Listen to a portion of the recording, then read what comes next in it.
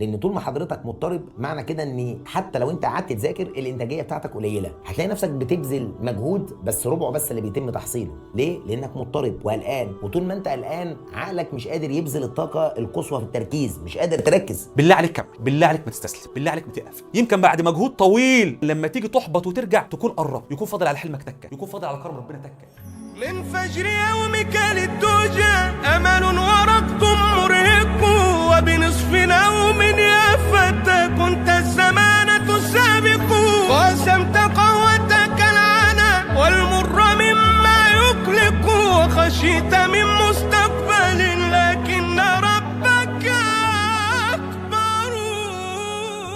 عايز اقول لك حاجه مهمه جدا جدا جدا. الفتره دي حضرتك نفسيتك بتبتدي تقل، مستقبلي هيضيع، وخايف وتتشنج وتضطرب، وماذا لو انا مش عارف اعمل ايه. وللاسف ده بيضر حضرتك بطريقتين. الطريقه الاولى بيضرك نفسيا نفسيا نفسيا، ومفيش حد فينا ولا المفروض حضرتك ولا اسرتك ولا اي حد يتمنى ان انت تخرج من الثانويه العامه مأذي نفسيا، لان ده غلط، وده ممكن يسبب لنا مشاكل او يسبب لحضرتك يعني مشاكل نفسيه تفضل ملازمه معاك شويه. لان طول ما حضرتك مضطرب معنى كده ان حتى لو انت قعدت تذاكر الانتاجيه بتاعتك قليله. فلو انت بذلت 7 ساعات مذاكره، 6 ساعات مذاكره، 5 ساعات مذاكره، الانتاجيه بتاعتك هتلاقيها 1 2 2 ونص 3.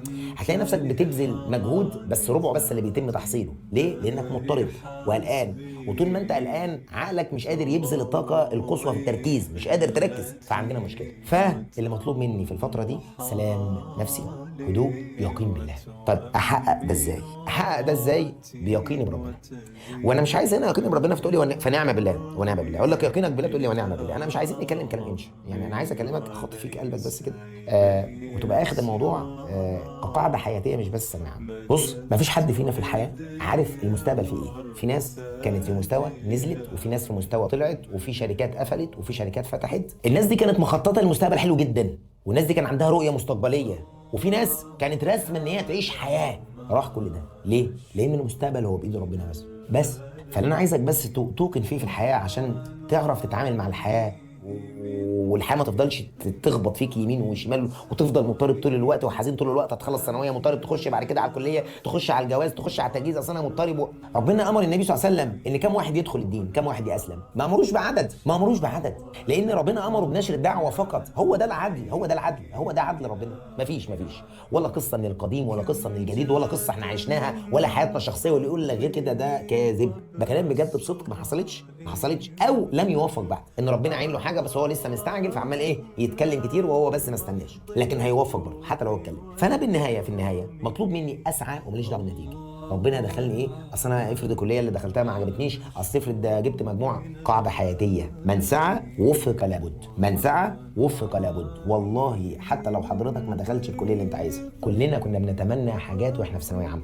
والله دعينا ربنا دعوات ما دعونا الله بها كعدد بعد كده كعدد ده واحنا في سنه قد الدعاء ده. ودعينا الله كثيرا ان احنا نخش حاجات معينه وما دخلناش، وربنا ما وفقناش، بس ربنا وفقنا، اللهم لك الحمد. فانت فهمت القاعده، ارتاح بقى. ليه تفكير زائد وليه خوف مستقبلي؟ واصل اسرتي هتتضايق، واصل في البيت هيتضايقوا. ما تخافش، مش هيتضايقوا، ما فيش حاجه، وان شاء الله ربنا هيوفقك. انا مش مطلوب مني اخلي الناس كلها تحبني واخلي الناس تبص عليا نظره اجتماعيه ان هي رضا خالص. مش مطلوب منك اسعاد الاخرين، مش مطلوب منك ان انت تفضل تدور على كل حاجه بتبسط الناس. ايه مش مطلوب منك ده اصلا.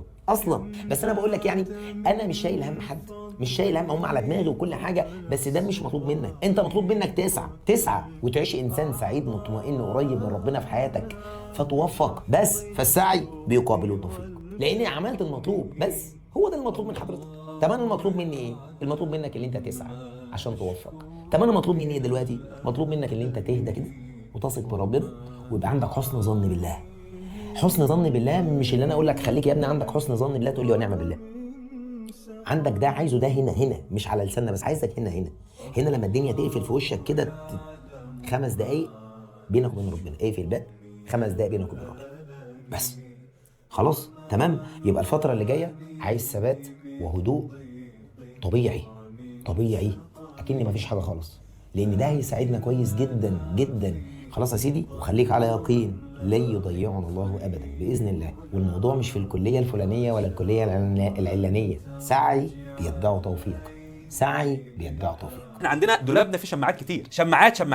اول شماعه خالص بنعلق عليها، اول حاجه احنا ما كملناش فيها او ما عرفناش نوصل لها، هو حاجه الظروف. عارف اللي هو انت ايه، انا ظروفي مقيداني. شماعه تانية بنعلق عليها معظم الحاجات اللي بنوصلش ليها. انا امكانياتي مش لو صدقت العزب لو وجدت السبيل. معظم الناس ما عندهاش امكانياتك في حاجه معينه، ولكن عندها رغبه للحاجه المعينه، عندها صدق للحاجه المعينه، عندها دافع لحاجه معينه، عندها استمراريه. اللي بيوصل اللي بيستمر، اللي بيوصل اللي بيمشي، اللي بيوصل اللي بيتحرك. مش لازم اكون بجري ولا بمشي بسرعه، ممكن اكون متحرك ببطء بس بتحرك، يبقى هيوصل. انا حاولت كتير وكسرت وفشلت، حاول تاني برضه فشلت، حاول تالت برضه فتلت، حاول لحد ما تنجح. اي حد مبدع في اي مجال قعد كتير يكسر حاجات وقعد كتير يغلط في حاجات وما عملش حاجه بريفكت من اول مره. بالعكس، المبدعين اللي اتدربوا كتير، المتميزين اللي وقعوا كتير. الشماعه دي اللي هي بتاعت ايه، ما انا حاولت وما قدرتش. حاولت كم مره واثنين وثلاثه و40، حاول 50 و60 و70. حياتك تستاهل بجد انك تدفع لها ثمن. اهم حاجه تخسرها هي الرضا مرحلتك العمريه، يكون فاضي ان ربنا سبحانه وتعالى يكرمك ويغمرك بكرمه وجبره. بينك وبينها تكه. بالله عليك ما ترجع، بالله عليك ما تستسلم، بالله عليك مش بعد كل ده، بالله عليك مش بعد كل المرمطه وكل الابتلاءات دي، بالله عليك مش بعد كل الصعوبات دي، بالله عليك مش بعد كل الوقعات دي، بالله عليك مش بعد كل الايام دي، بالله عليك مش بعد كل السهر ده، بالله عليك مش بعد كل التعب ده، بالله عليك مش بعد كل التحديات دي ما ترجعش. بالله عليك كمل. استمراريه السعي. بيقول لك لا تعني حتميه الوصول، استمراريه السعي تعني حتميه الوصول بفضل الله واذنه وكرمه، بس في الوقت اللي هو عايزه.